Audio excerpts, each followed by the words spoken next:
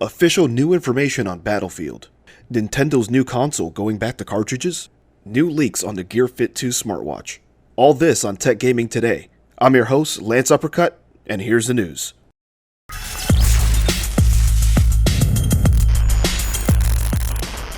And starting off with today's gaming news, it looks like Nintendo might be going back to cartridges. We have new information from a Taiwanese website, MoneyLink, who's reported that Macronix, the same manufacturing company for the 3DS cartridges, they will be expecting a revenue increase around the same time that the Nintendo NX is released. Macronix has been manufacturing cartridges for Nintendo since 2001. If these rumors are true, then the information that Nintendo wants to make an extremely powerful system for their next generation will be accomplished, because now we're able to see cartridges hold more data than the standard Blu-ray discs. If this is the case, this is not the first time that Nintendo would be thinking outside the box. If you remember the console wars back when the PlayStation 1 and Sega Saturn were out, the Nintendo 64 was still a top contender even then. The only thing that I'm not looking forward to is passing out when I'm blowing on the cartridge.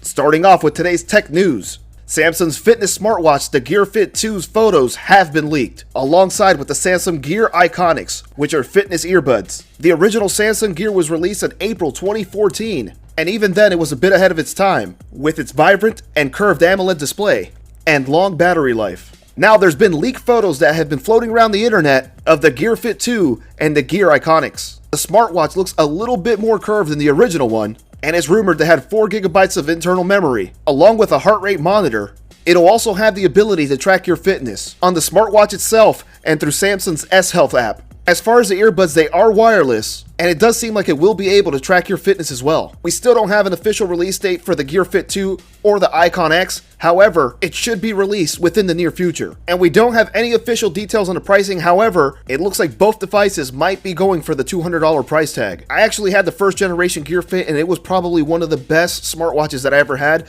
And it was really cool because the display was curved, and you can either use it on your right or left hand. The only issue that I had was that the software was a little bit clunky because Tizen was at its infancy at that time. And with that said, we don't know if the Gearfit 2 will be running Android or Tizen, but in my opinion, I would say that this was the best smartwatch for me because of how practical it was, but I'm pretty sure Samsung went ahead and fixed a few of the issues that it had. So even if the Gearfit 2 is a little bit better than the original one, I'm definitely going to get my hands on this. We were finally able to get some official details on the new Battlefield game. I was lucky enough to catch the stream and gathered some information for you guys. The new Battlefield will be titled Battlefield 1. Although there are about 11 iterations of the franchise. But it looks like the game will be taking place in World War I, so that might be the reason why they're naming it Battlefield 1.